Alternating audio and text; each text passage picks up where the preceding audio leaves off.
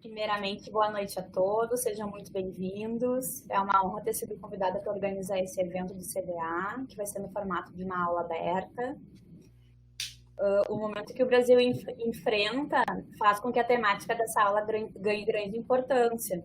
Por isso, a proposta desse debate acadêmico, né, sobre os desafios da democracia contemporânea em época de pandemia. Bom, apresentando então nossos palestrantes, eu sei que já são conhecidos de vocês, mas vamos pontuar aqui que o professor Augusto Jäger Júnior, ele é professor associado da Faculdade de Direito da URGS, pesquisador fundador do Centro de Estudos Europeus e Alemães, coordenador substituto do Programa de Pós-Graduação em Direito da URGS e bolsista de produtividade do CNPq. O nosso segundo palestrante, o professor Marcelo Schenck-Duque, ele é professor também do Programa de Pós-Graduação de Direito da URGS, pesquisador e fundador do Centro de Estudos Europeus e Alemães, ele é coordenador acadêmico da área de Direito Constitucional da SMAF e é também professor na Faculdade de Direito Dom Bosco. Vou então passar a palavra ao professor Augusto para que ele inicie sua fala. Muito obrigada. Boa noite a todos. Gostaria de saudar o meu colega professor Marcelo Schenck-Duque, professor do Programa de Pós-Graduação em Direito da Universidade Federal do Rio Grande do Sul, com quem tenho aproximadamente 20 anos, 18 anos de relação acadêmica já ao longo desses tempos que estamos na URGS. Também queria saudar os nossos alunos, na pessoa da Marcela e do Patrício, que são ativos integrantes do programa de pós-graduação e muito colaboram nesse momento da pandemia com as realizações das nossas atividades. Nós programamos para hoje, então, uma aula aberta dentro do CDA. Eu rapidamente vou explicar o que é também o CDA, sobre desafios da democracia contemporânea em época de pandemia. Observem que o título traz primeiro a expressão, a palavra desafios, é isso que nós vamos debater aqui. A democracia contemporânea, quer dizer, não é aquela democracia antiga e ideal, é a democracia que nós estamos vivendo hoje, em época de pandemia, isto é, os reflexos desse período da pandemia na democracia. Mas também é possível se imaginar que trataremos aqui de desafios contemporâneos à democracia. Não só a democracia é contemporânea, mas nós também estamos sendo contemporaneamente mais desafiados ao exercício da democracia em época de pandemia e por outros motivos também, por força de governos, algumas vezes títulos conservadores e tal.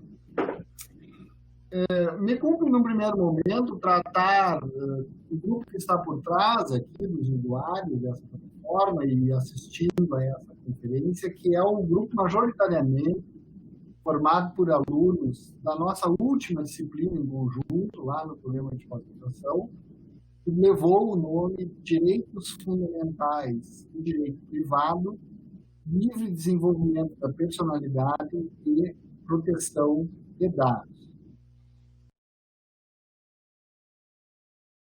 Há muito tempo, com o professor Marcelo Duque, e uns anos para cá, acho que essa já é a quarta oportunidade, nós estamos dividindo uma disciplina cujo nome se alterna, mas gira sempre em torno dos temas de direito constitucional, direitos humanos, direitos fundamentais, processos de integração, liberdades econômicas fundamentais em processos de integração, depende um pouco para o lado do direito internacional, internalizando as questões nacionais. E nesse ano, nesse último semestre, agregamos o tema da proteção de dados, também com a presença da professora Daniela Copete Cravo. Ela é uma disciplina destinada, em algum momento, aos alunos do Centro de Estudos Europeus e Alemães, que é uma linha de pesquisa própria desse programa de pós-graduação, com 10 vagas anuais, e que exigem dos candidatos um certo conhecimento, um certo apreço pelo direito alemão ou pelo direito europeu. Então, nós tomamos por bem sempre fazer uma relação das temáticas justamente com o direito europeu ou o direito alemão.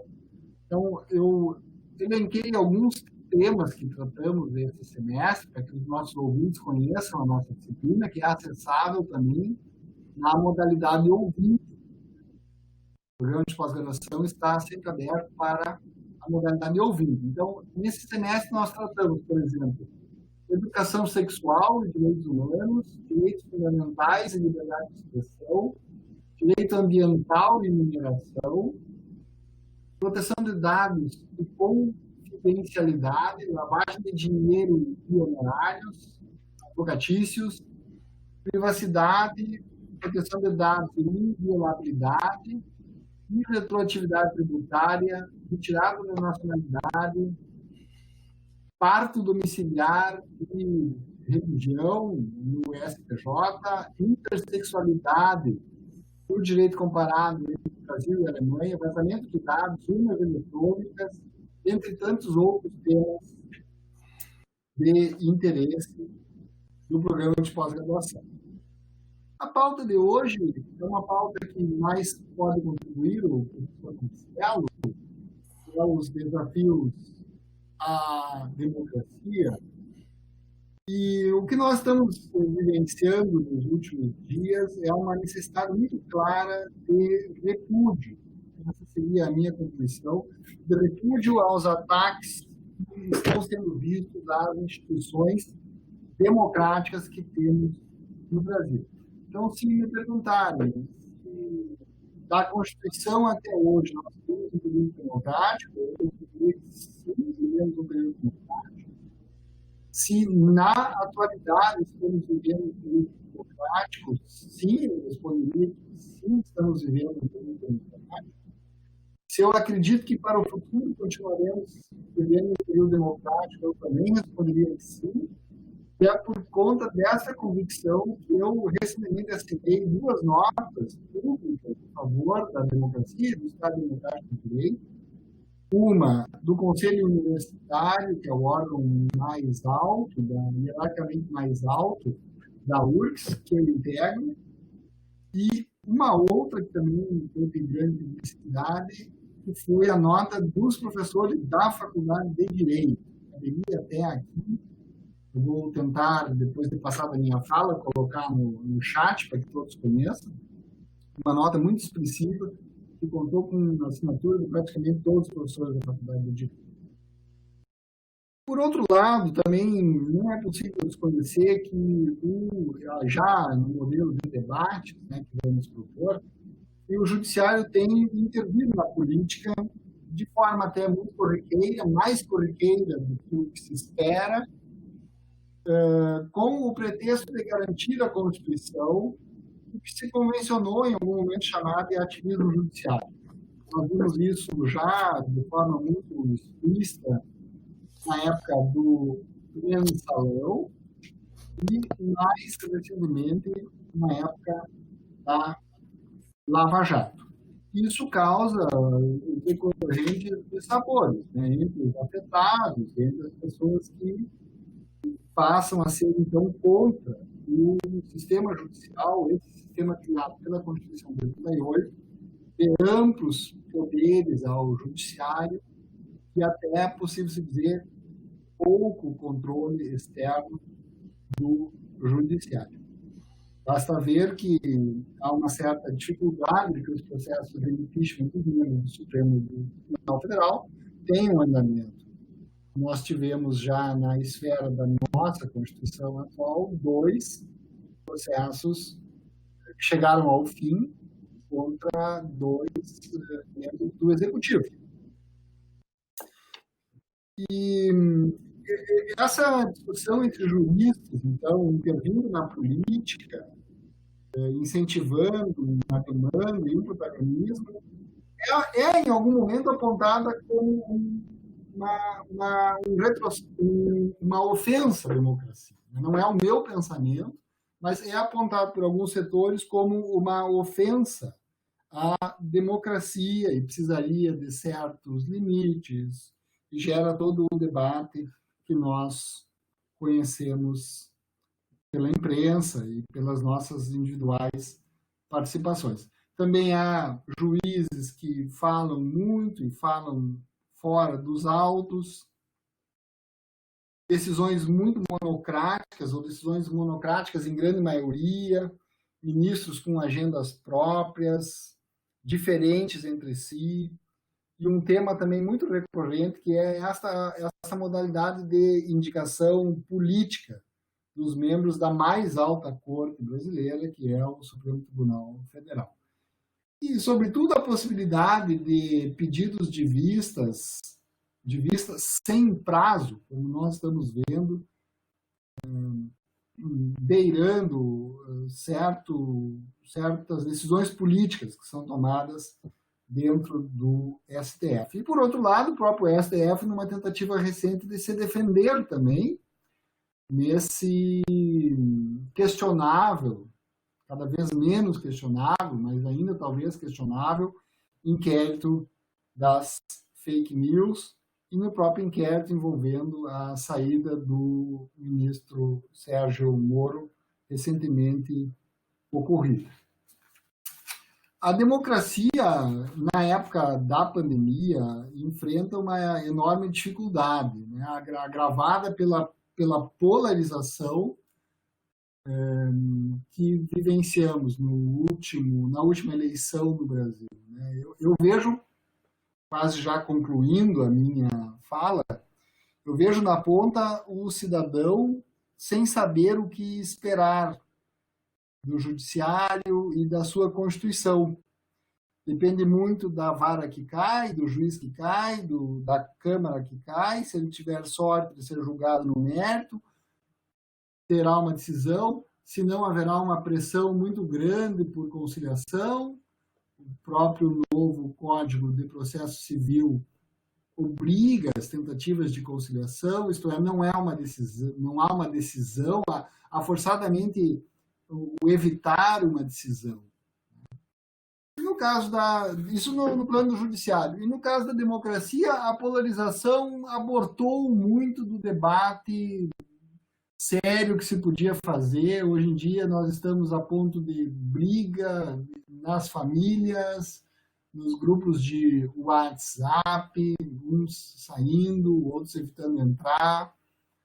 É muito tênue a linha da possibilidade de se fazer um debate racional, jurídico e desapaixonado da política. Então, eu acho que esse é o principal prejuízo que a democracia está tendo agora. Não é tanto a possibilidade de termos um golpe ou de usarmos as Forças Armadas no Brasil. Eu não chego a acreditar nisso nesse momento. Eu acho que as nossas instituições estão funcionando bem.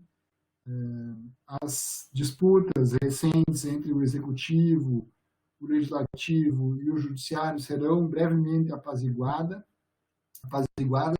mas nós perdemos essencialmente muito do debate e muito da construção que vínhamos fazendo em busca de uma democracia cada vez mais aperfeiçoada na égide da Constituição de 1988. O professor Marcelo, que me seguirá nessa fala, tem uma vivência muito maior em direito constitucional e participa frequentemente de debates sobre essa temática na imprensa aqui de Porto Alegre, na imprensa do Rio Grande do Sul. Nas nossas próprias aulas, podemos já observar os aportes sérios e acadêmicos que ele traz. E é o que eu também espero proporcionar, junto com ele, nesse debate, a todos os 42 integrantes dessa fala, que nos proporcionam a presença nessa noite. Depois da fala do professor Marcelo, então, abriremos o debate e podemos complementar algumas das informações ou questões aqui levantadas. Muito obrigado. Passo a palavra ao meu colega, professor Marcelo. Muito bem. Então, inicialmente, eu queria agradecer as gentis palavras do professor Augusto Jäger. Gostaria de dizer que para mim é uma grande satisfação participar dessa aula aberta. Agradeço também imensamente aos nossos mestrandos, cuja ajuda é fundamental para efetivar esse evento, a Marcela e o Patrício, e naturalmente a todos aqueles que dedicam o seu tempo a nos prestigiarem nesta aula. Eu queria dizer inicialmente, professor Augusto, que eu sinto muita falta dos nossos encontros presenciais acadêmicos. Isso é uma das tantas coisas que essa pandemia nos privou, de uma atividade acadêmica mais intensa, de modo que isso nos afeta muito como professores, como pesquisadores, mas nós não vamos nos deixar abater, vamos utilizar os meios de comunicação, o esforço dos alunos para não perder a nossa vertente crítica, reflexiva e provocativa. Então, a minha primeira homenagem a todos os estudantes de todos os níveis que nos acompanham aqui nessa aula aberta, dizendo que eu, e com certeza falo em nome do professor Augusto, sentimos muito a falta de vocês, né, o carinho de vocês, a presença, e isso é algo que a gente aprende muito nessa experiência da pandemia para valorizar cada vez mais os nossos encontros. Bom, Augusto, esse tema da democracia, ele não foi escolhido por acaso, como tu bem levantaste, né? É algo que pertence às conversas do dia a dia, nesta época, diversas provocações nos mais variados sentidos, então eu cumprimento o Centro de Estudos Europeus e Alemães por essa oportunidade. Vamos lá. O que eu penso? Antes de nós nos posicionarmos se a democracia está de fato ameaçada no Brasil, nós temos, me parece, que estabelecer um consenso mínimo sobre o que um país precisa para uma democracia funcionar. E eu já adianto para vocês que, com a experiência que eu tenho, eu noto que não existe um conceito fechado, único de democracia.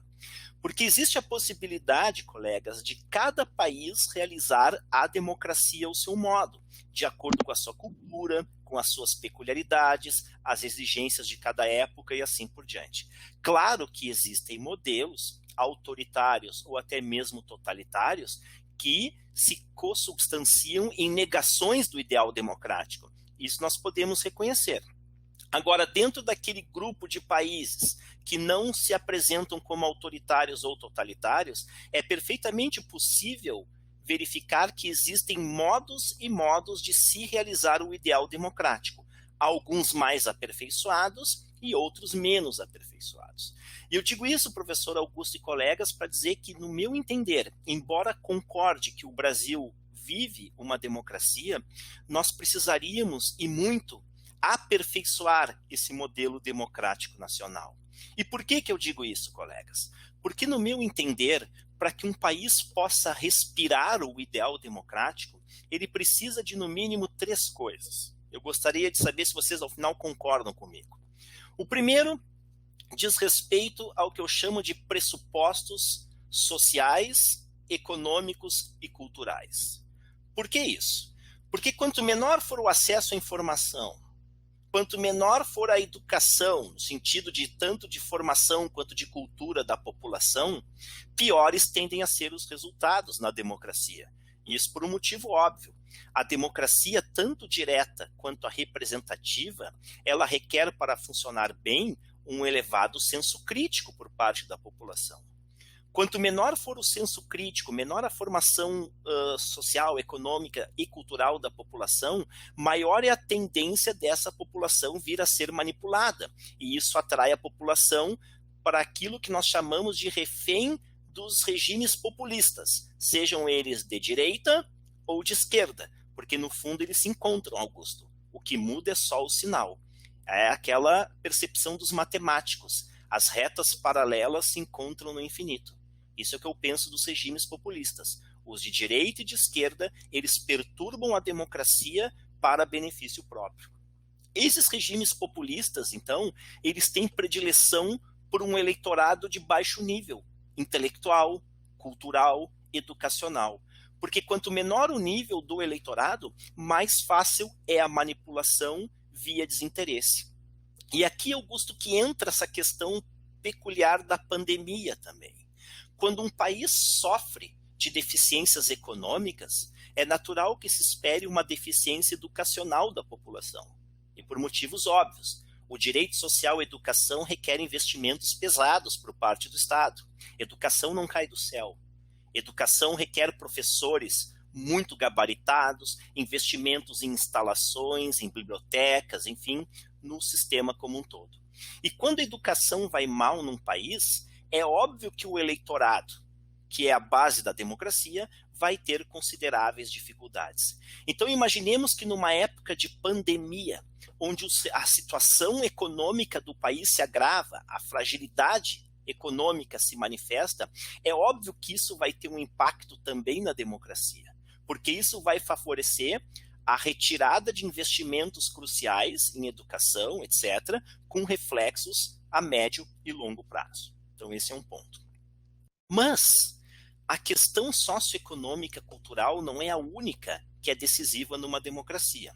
Nós temos que reconhecer bem, colegas, e como brasileiros, que a construção de consensos éticos mínimos ou valores éticos mínimos também influencia no andar da carruagem democrática.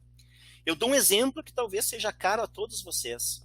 Quantas vezes vocês não ouviram falar de eleitores que vendem o seu voto em troca de um cargo aqui, as pessoas mais frágeis economicamente em troca de uma cesta básica, de uma roupa de vestuário, ou sei lá por que outro fator. Então, à medida que as pessoas tratam o voto como moeda de troca para favores temporários ou permanentes, é óbvio que isso vai ter uma repercussão negativa no ideal democrático. E, sobretudo, quando se coloca aquela questão típica do Brasil, que é o jeitinho brasileiro. Eu lembro que muitas pessoas reclamam da composição do Congresso Nacional, mas nós não podemos perder de vista, colegas, professor Augusto, que o Congresso Nacional, na condição de casa legislativa que representa o povo, não deixa de ser um reflexo da sociedade. E é por isso que lá no Congresso a gente encontra de tudo. Dizem que tem lá advogados, médicos, pastores, ex-jogadores de futebol, cantores, e parece que tem até ex-ator pornográfico. E por que tem isso? Porque na sociedade tem todas essas figuras, palhaços, assim como tem pessoas sérias, obviamente. Então vejam que quando os valores éticos mínimos de uma população são questionáveis, é óbvio que isso vai ter um reflexo na representação política também, que é a base da democracia. E aí nós avançamos para o terceiro e último ponto, que se somam a esses dois que eu comentei, que são situações socioeconômicas, culturais e valores éticos mínimos na sociedade. Nós também podemos elencar, e aqui o aspecto principal, a existência de instituições que sejam minimamente adequadas às exigências de cada época. E me parece que aqui o aspecto principal, porque diz a relação com a questão da engenharia constitucional de um país. Quando as nossas instituições, professor Augusto, estão descalibradas ou desconectadas da realidade, ou daquilo que dela se espera, considerando a complexidade de cada momento histórico, é óbvio que a nossa democracia não vai respirar bem. Você falava agora na nossa introdução das deficiências do Supremo Tribunal Federal, aquelas questões que nos angustiam muito. Essa é uma questão que, na atualidade do Brasil, mais me causa preocupação. Vejam, por exemplo, as regras do processo eleitoral, com voto proporcional, com sistema de puxador de voto. Hoje o eleitor ele não tem sequer, na sistemática vigente, controle sobre quem ele está votando e elegendo. Porque o camarada vota no Tiririca e como o Tiririca recebe milhões de votos, já puxa 2 ou 3 ou mais na sua coligação. Então vejam, hoje em dia, pelo sistema proporcional de votação em lista aberta, nós não temos sequer controle de quem nós estamos elegendo. Nós votamos num senador que carrega consigo um suplente, que é invisível na campanha, e lá pelas tantas o senador se afasta do mandato e assume o suplente, e assim por diante. Nós temos um sistema bicameral, onde as duas casas legislativas, a Câmara dos Deputados e o Senado Federal, atuam reciprocamente como casas iniciadoras do processo legislativo e revisoras, sendo que o mandato de senador é de 8 anos. Imaginem vocês a distância que um eleito no Senado tem em relação ao seu eleitorado, porque 8 anos é uma vida, é muito tempo. Então vejam, essas, dentre outros fatores, geram inúmeros desafios. Nós temos um sistema eleitoral que não permite a proximidade do eleitor com o candidato, porque os candidatos disputam votos em toda uma circunscrição, no estado inteiro, tomando como base a eleição para deputados estaduais e federais, de modo que isso gera um distanciamento tremendo entre os candidatos e os eleitores. Nós não temos como saber o que cada candidato pensa a respeito dos temas importantes, porque são 900 candidatos que se apresentam para as vagas de deputado federal, e aí como é que eu vou saber o que cada um dos 900 pensa da vida?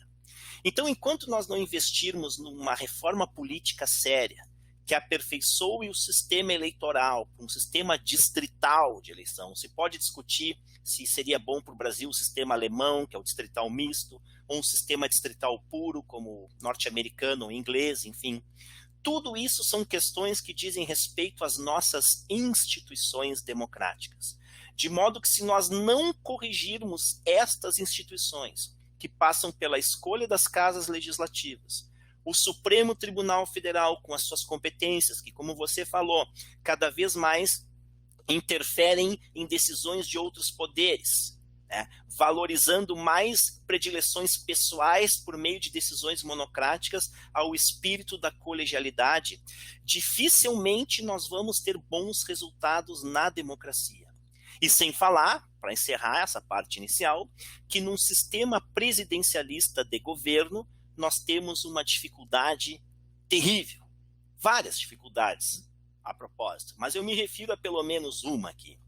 É que nós elegemos para a presidência da República uma pessoa que não conta com maioria parlamentar para governar. O que significa que, se ela quiser botar ou levar adiante aqueles objetivos de campanha que conquistaram os eleitores num processo democrático, essa pessoa chamada presidente da República vai ter que fazer inúmeras concessões no Congresso Nacional, o que significa utilizar os cargos da administração, distribuindo para formar uma base de apoio político, sem falar de outros meios menos louváveis. E isso tudo tem gerado uma instabilidade que converge para aquilo que nós chamamos de ingovernabilidade. O presidente eleito, ele não tem condições de governar no Brasil, porque o seu partido, num cenário de dezenas de partidos, que é outro problema, não consegue atrair por si só apoio político majoritário. E quando um presidente vai mal, governa mal, o sistema não tem meios efetivos para se livrar desta chefia de governo, salvo por um traumático e tortuoso processo de impeachment que acaba sempre gerando uma divisão tremenda na sociedade, como nós vimos no último episódio da presidente Dilma, e que nada colabora. Então, esse sistema presidencialista também está falido, o sistema eleitoral está falido, de modo que as nossas instituições, para que nós possamos ter uma democracia funcional, professor Augusto, devem ser imediatamente repensadas. De modo que, se nós não corrigirmos o problema a partir das causas e ficarmos pensando apenas nas consequências, que é a corrupção aqui e acolá, os desmandos aqui e acolá, nós vamos, como eu costumo dizer para os alunos, só enxugar gelo e ficar trocando 6 por meia dúzia.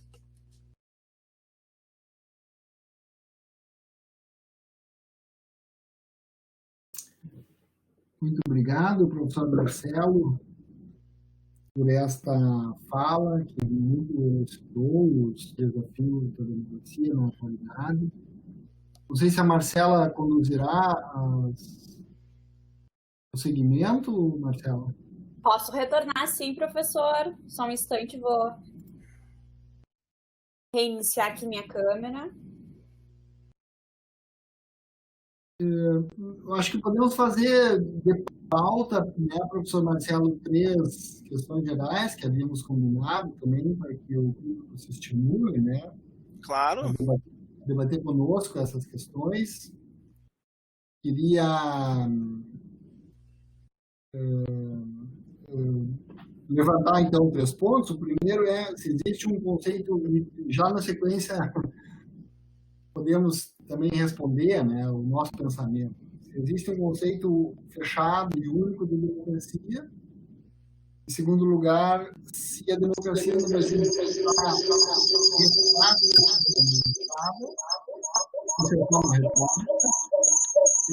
conquistar apoios populares, vamos dizer assim, ameaçar a democracia ou não. Em terceiro lugar, o que pode ser feito, que foi o final da fala do professor Marcelo, para melhorar as instituições e as relações entre as instituições, e cujo diálogo está prejudicado, não só nas nossas famílias, nos nossos grupos, nas nossas equipes de trabalho, eventualmente nas nossas equipes de pesquisa, que nem sempre são uniformes, mas na sociedade como um todo. Marcelo. Perfeito. Então, são perguntas muito pertinentes, professor Augusto, que eu vou me esforçar para comentá-las de forma bem sintética. A primeira questão que tu colocas, né? Há um conceito fechado de democracia? No meu entender, absolutamente não, como eu já falei.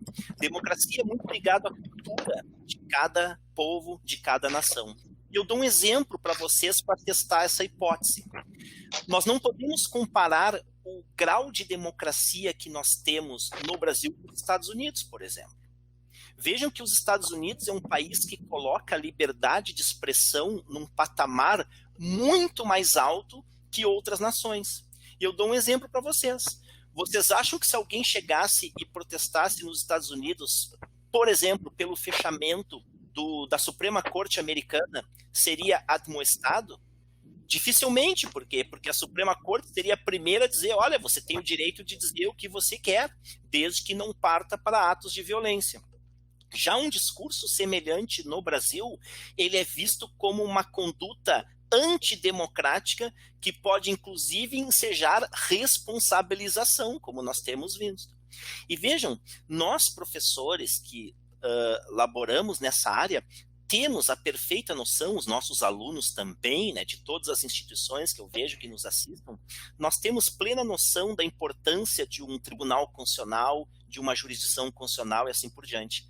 Mas e se o povo eventualmente entende que isso não é necessário, que isso é muito gasto e que, por exemplo, não precisaria existir um Supremo Tribunal Federal? O povo não teria o direito de sustentar o fechamento num ambiente 100% democrático? A resposta é, isso depende muito da cultura de cada povo.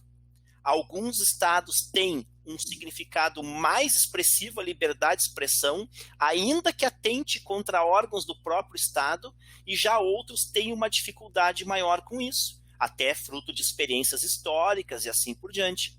Nós, professor Augusto, que pesquisamos muito na Alemanha, eu dou outro exemplo. As restrições à liberdade de expressão que o Tribunal Constitucional Federal alemão sustenta são muito maiores que nos Estados Unidos, por exemplo. E por quê? Porque a Alemanha sofreu com a chaga do nazismo, enquanto que os Estados Unidos não. Então, a liberdade de expressão, até pela experiência traumática alemã, ela não corre tão solta como em outros países. E isso não significa que a Alemanha não é um país democrático, ou o Brasil, ou os Estados Unidos. Significa apenas que podem existir visões de mundo paralelas que defendem visões diferentes. É claro que, quanto maior for a liberdade de expressão, maior tende a ser o desenvolvimento da democracia. Mas aqui nós temos que cuidar com uma coisa muito importante. Nós não podemos tornar a liberdade em ação para os chamados liberticidas. O que são os liberticidas? São aqueles que se utilizam dos direitos que a Constituição lhes dá para romper com a própria Constituição. Ou seja, se utilizam dos instrumentos constitucionais para passar por cima da própria Constituição. Essa gente é perigosa. Essa gente tem que ter cuidado. Então, muitas vezes, o meio caminho entre o que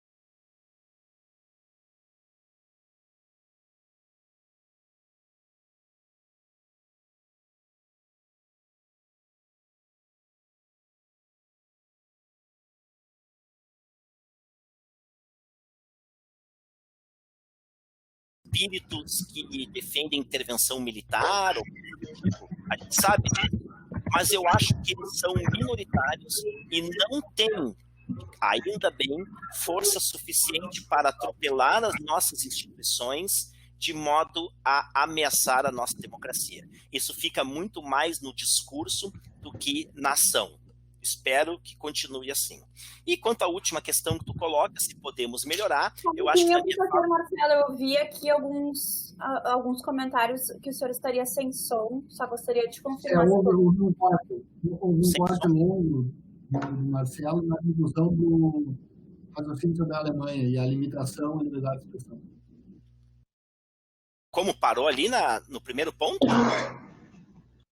Eu vou só perguntar novamente, gente, se alguém não estiver escutando, por favor, se manifeste no chat, que daí a gente pode pedir para o professor sair e entrar de novo para que regularize a situação. Não, mas voltou. Tá, mas a questão é em que parte eu parei de ser ouvido. Esse é o grande No mistério. finalzinho do raciocínio sobre o Verfassungsschutz da Alemanha com a limitação à liberdade de expressão. Ok. Então, o que eu diria, né, é que dependendo da experiência histórica, para resumir, de cada país e da realidade, é possível que num ambiente democrático exista uma, digamos, uma política de restrição mais ou menos intensa à liberdade de expressão, justamente para evitar que surjam aqueles grupos tidos como liberticidas, que são aqueles que usam a Constituição para passar por cima da própria Constituição. Né? São aqueles grupos que agem de forma subversiva, por exemplo. Isso não é saudável. E aí eu engatei o raciocínio dizendo que no Brasil, quando se fala em ameaças à democracia, geralmente, no meu entender, se partem por grupos que são minoritários, que fazem mais barulho, ainda bem, do que ações propriamente ditas. E eu concordo contigo, professor Augusto, no sentido de que as nossas instituições ainda funcionam, espero que continuem, e elas podem resistir a isso. O risco, claro, é que, como o próprio Supremo Tribunal falou, que muitas vezes o antídoto pode ser mais nocivo que o veneno. Então, se as instituições, num afã de se defenderem de críticas, restringem demais a liberdade de expressão, nós podemos ter um problema. E muitas vezes encontrar um equilíbrio nessa curva é uma tarefa muito complexa, nesse ambiente de hostilidade, de fake news, porque, como eu disse, faz parte da liberdade de expressão proferir críticas duras, impiedosas, ou, como disse o ministro Barroso, até mesmo injustas. O que não pode é converter isso em ameaça, em violência e em outros atos considerados contrários à ordem constitucional. E aí, finalmente, a questão, né? Nós podemos melhorar? Claro que sim. Nos termos da minha fala inicial, eu penso que apenas o caminho para a melhora passa pelo aprimoramento das instituições. Se nós não aprimorarmos todas as nossas instituições por meio de uma reforma política, de uma reforma administrativa e de uma reforma também no Poder Judiciário, revendo as competências do Supremo Tribunal Federal, a questão dos mandatos dos ministros, do critério de escolha, dificilmente nós teremos melhoras significativas. A melhora tem que ser em nível institucional. Perfeito. Obrigada, professor Marcelo. Eu estou vendo que o Eduardo já está aqui com o vídeo ativado. Eu acho que ele quer participar. Não sei, quer fazer uma pergunta? Não? Tá. Bom, nós temos uma primeira pergunta que veio através do chat. É da Annelise Adam. A professora está dizendo o seguinte, que em 2016, o então presidente da mesa do Senado, Renan Calheiros, se negou por 2 vezes em receber uma notificação do oficial de justiça com a decisão de seu afastamento por parte do STF. Se essa atitude não teria dado a largada para o início de uma desmoralização dessa instituição, do STF. Bom, Annelise, obrigado pela pergunta. Eu concordo que atitudes como essa, que vem de um presidente de outro poder, geram uma tensão inegável entre os poderes. Agora, se isso foi a largada ou não, eu não saberia te dizer. Agora, o que eu posso dizer tranquilamente é que isso colabora, sim, com um questionamento acerca dos limites funcionais de cada poder. Você usa o termo desmoralização. eu não chegaria tanto, né? Eu preferia usar um termo enfraquecimento da autoridade da decisão. E é por isso que nós precisamos de instituições corretas, porque se o presidente do Senado fica de forma praticamente inamovível no seu cargo, fazendo o que então foi feito, isso revela uma fragilidade institucional, sem dúvida. Perfeito, muito obrigada. Nós já temos aqui um outro colega inscrito para participar. Felipe, fica à vontade, então, se tu quiseres ativar tua câmera, teu microfone, para fazer a pergunta diretamente aos nossos palestrantes. Claro, um momento, por gentileza, só estou ativando aqui.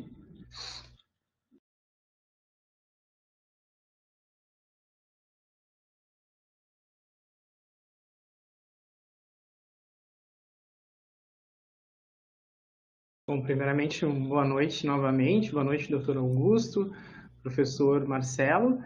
Eu gostaria de fazer duas colocações em relação, primeiramente, à questão do excesso da democracia. Eu sou um admirador de Norberto Bobbio, e ele coloca que o excesso da democracia é a principal ameaça à própria democracia, né? Acho que é O Futuro da Democracia, um livro dele, se não me falha a memória.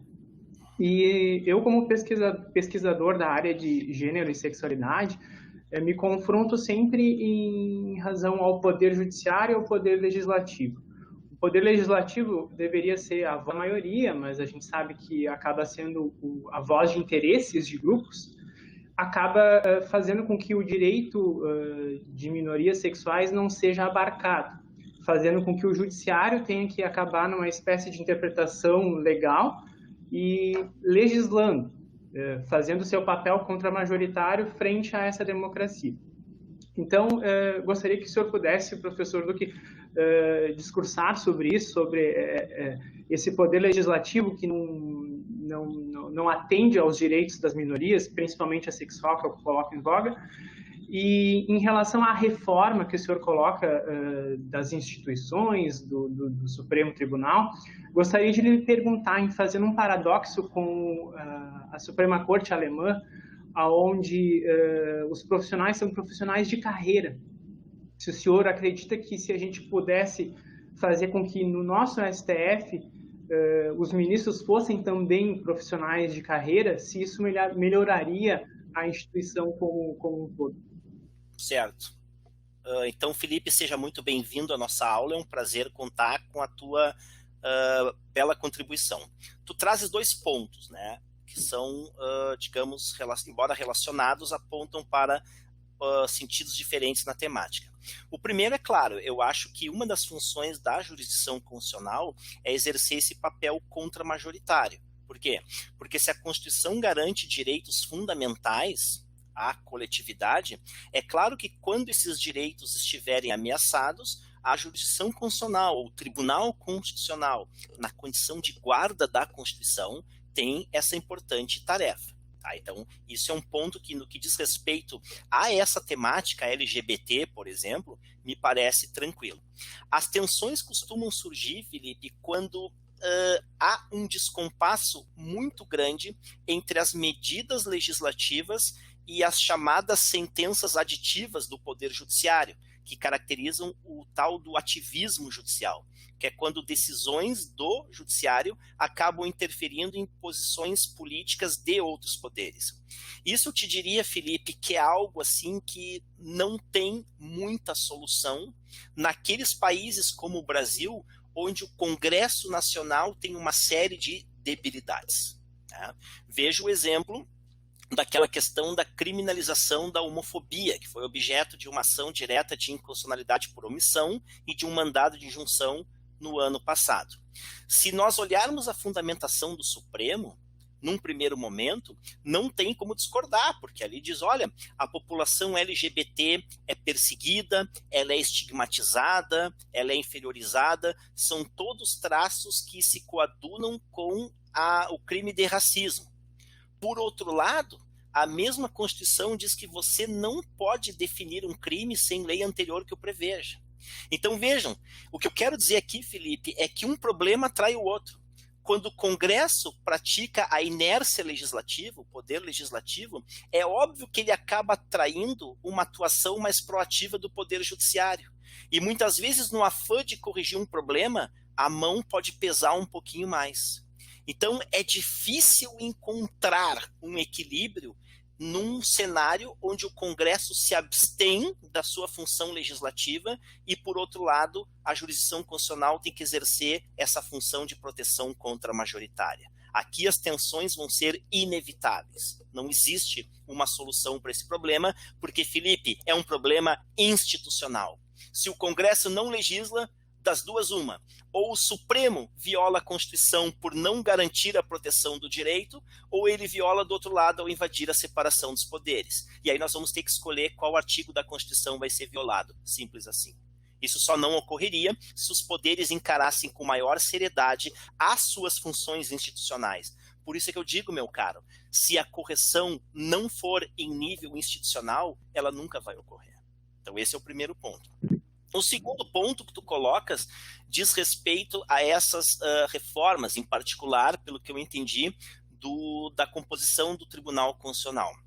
Só me permite te corrigir num pequeno detalhe.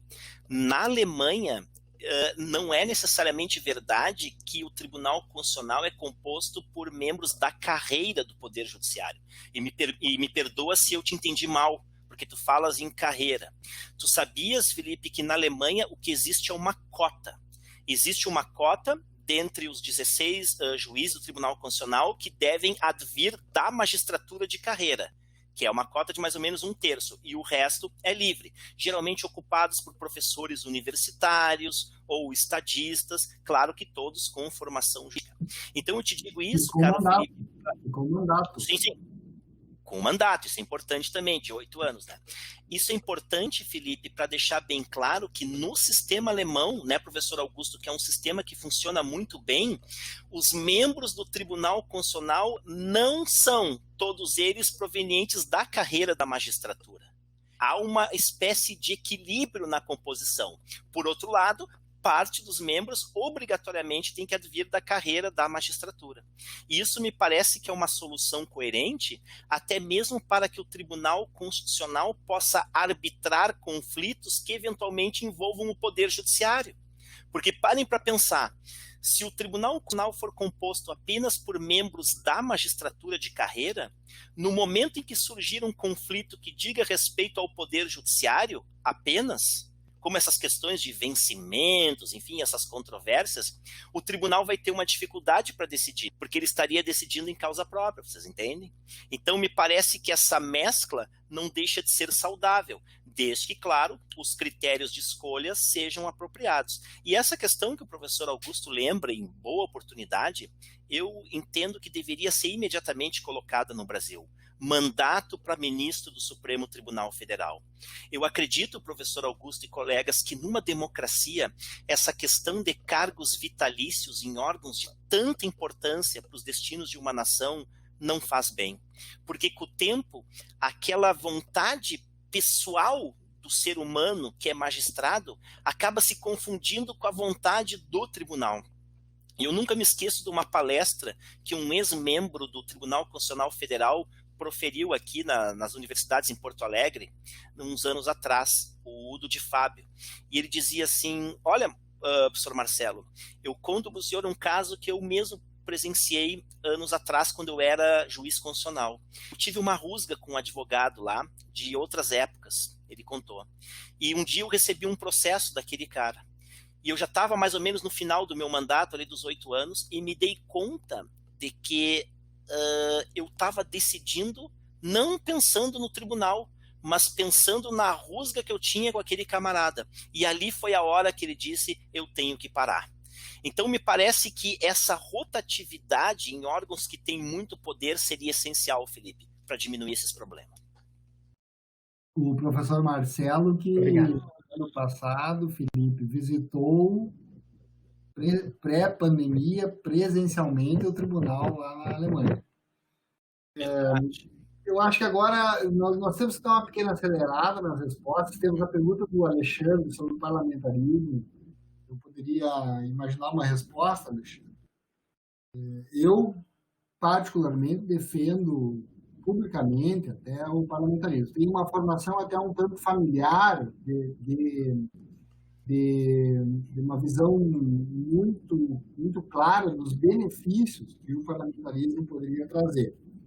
Em especial, eu cito um recente, que é um país que ficou mais de um ano sem um primeiro-ministro, e o país continuou existindo e funcionando, à espera da composição de um governo, que depois terminou acontecendo, que é a Itália. Israel, recentemente, dividiu o mandato do primeiro-ministro entre dois grandes políticos que tinham as suas forças, então cada um exercerá um pedaço do mandato. A Frau Merkel está há 16 anos no poder, vai ter 4 mandatos no poder, sem que isso tenha causado ao país algo parecido com o que nós estamos vivendo no Brasil. Então, eu acho que o parlamentarismo traz uma estabilidade política, responsabiliza o Congresso nas decisões e não o presidente do país. Eu acho que é por isso também que eu aqui publicamente posso me manifestar favorável à aproximação com o Centrão. Eu não vejo nenhum problema na aproximação com o Centrão. Acho que uma das alternativas que o Brasil tem agora é uma composição política. Eu acredito fielmente na política. Não vejo problema com a aceitação do Centrão. O que talvez podemos discutir, mas não é o objeto que levaria em conta o parlamentarismo, é se estamos votando certo nos deputados que temos lá. Mas isso o professor Marcelo também já apontou.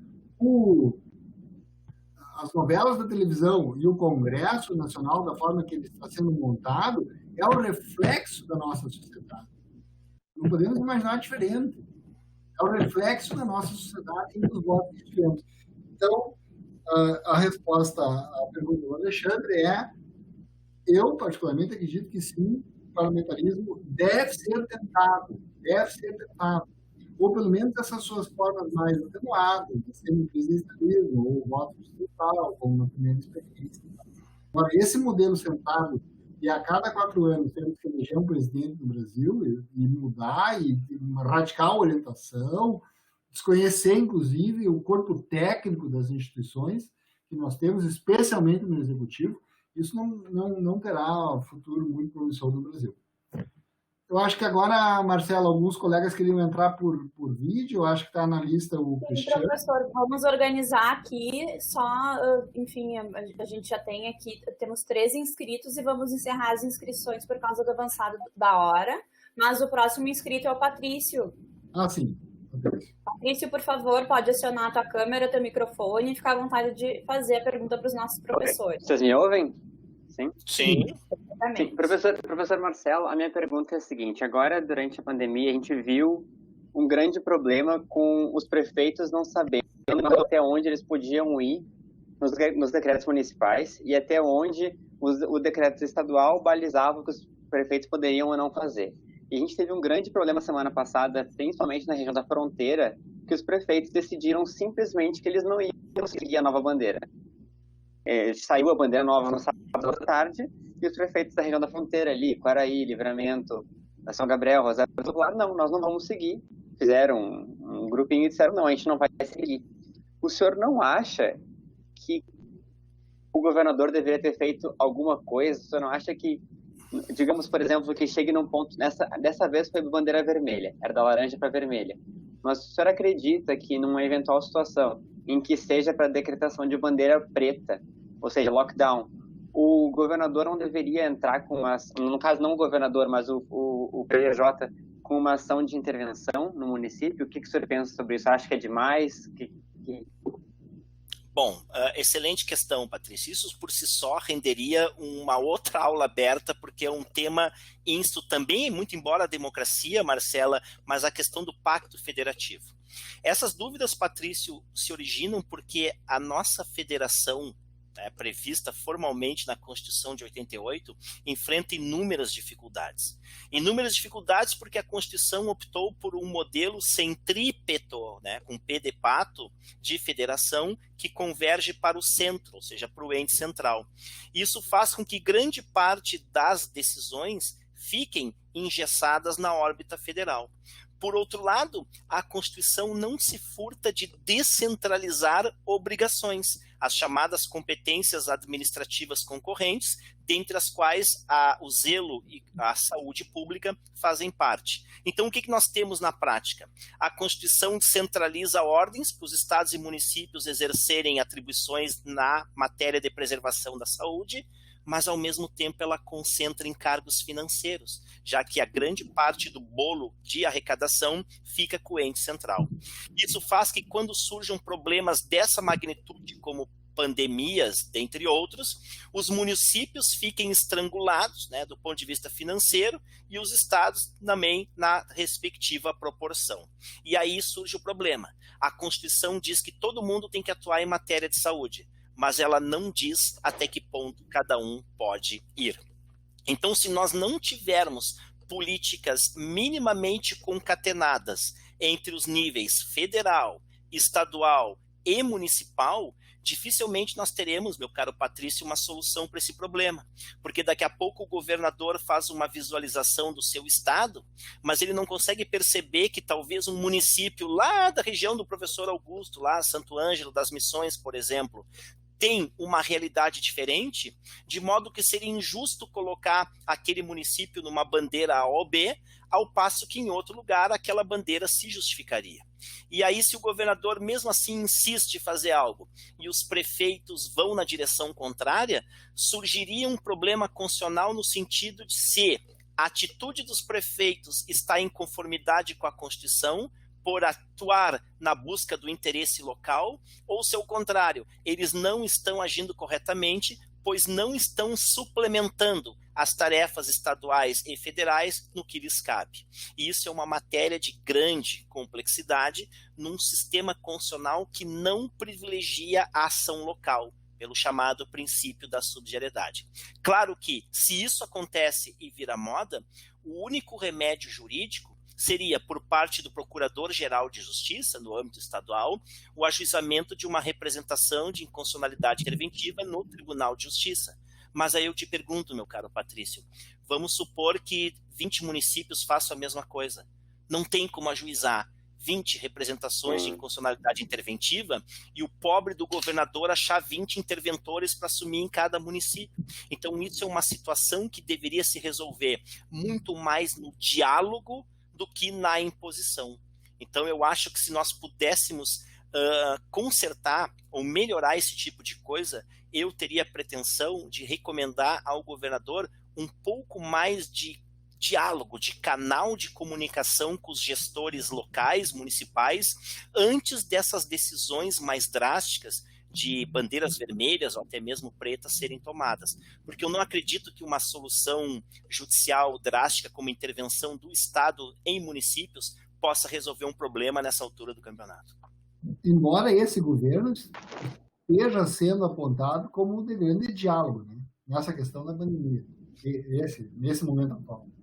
Só não nessa questão particular que o Patrício levantou, Os prefeitos têm alguns dito que está faltando um pouco mais de diálogo nessas questões, Agora, também é verdade, pessoal, que é fácil falar para quem está sentado fora do local onde as decisões devem ser tomadas. Isso eu gosto de deixar bem claro. Criticar é fácil.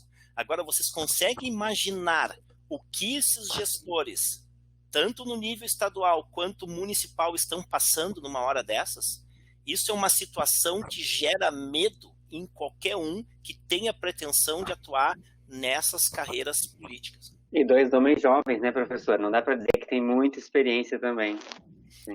Mas é uma situação inusitada, Eu acho que, nesse caso, a saída é o diálogo. Eu não acredito na correção por meio de ações judiciais nesse problema. Porque imagine se algum de vocês se torna interventor, eu viro interventor lá no município do professor Augusto, em Santo Ângelo. O que eu vou fazer, pessoal? Entende? Então, enquanto não tiver a condição de compatibilizar a realidade econômica do município, né? A situação premente que as pessoas têm que trabalhar para se alimentar e ao mesmo tempo se proteger do contágio, não existe saída. Não existe saída, então nós temos que vencer essa questão muito mais no nível do diálogo, da ciência e do afastamento de posições extremadas, seja num sentido ou no outro, senão nós não vamos vencer esse negócio. Perfeito, obrigada. Obrigado, professor. Marcelo, a gente já atingiu agora 60 minutos da aula, tá? Que era o que a gente tinha se proposto. Eu vou chamar aqui a última pessoa que tinha se inscrito dentro ali da margem que eu tinha dado, que é o Cristiano Flores. Por favor, Cristiano, fica à vontade, então, de ligar a tua câmera, enfim, teu microfone para fazer a pergunta, e essa vai ser nossa última pergunta de hoje, por causa do avanço da aula. Muito bem, boa noite, me ouvem? Sim. Obrigado, Marcela. Eu gostaria de dar uma boa noite aos professores Marcelo e especialmente ao professor Augusto, meu orientador no mestrado aí na URGS, há alguns anos atrás, e um querido amigo de há muito tempo lá da Santo Ângelo, das missões, como o professor Marcelo há pouco citou.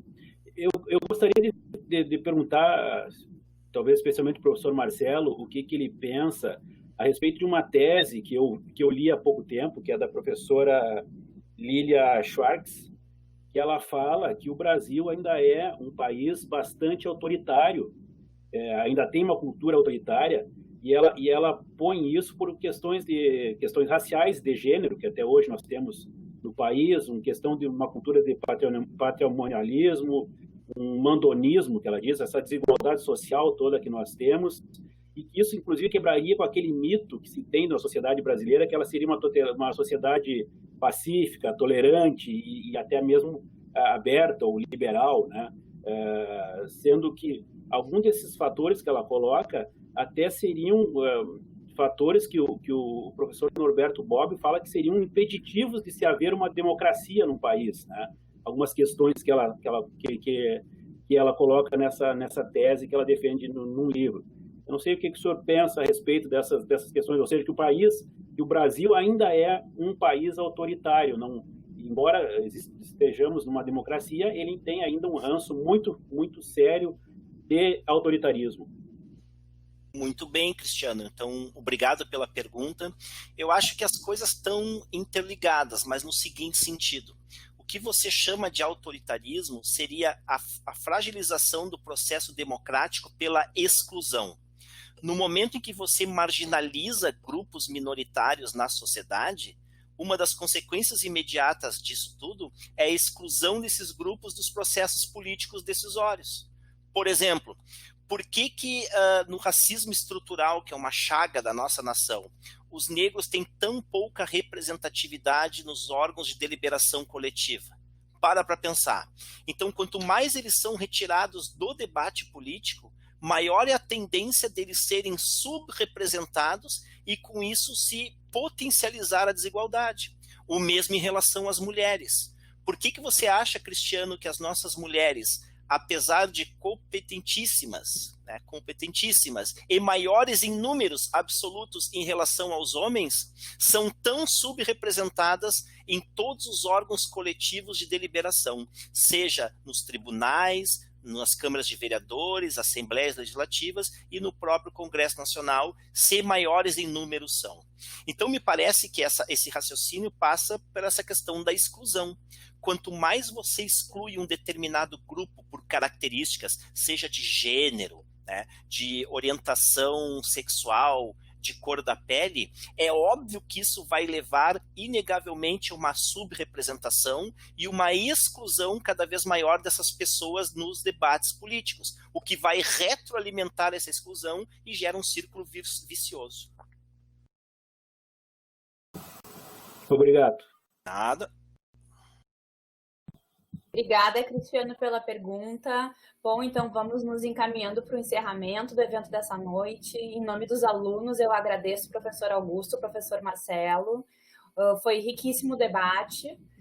Estamos recebendo diversos elogios aqui no chat. Então, enfim, Agora eu passo a palavra para o professor Augusto e o professor Marcelo para que eles possam se despedir. Para mim também, Marcela, Patrícia, foi uma alegria imensa encontrar o professor Marcelo nesse debate. Eu segui na pandemia com as minhas atividades normais aqui na instituição.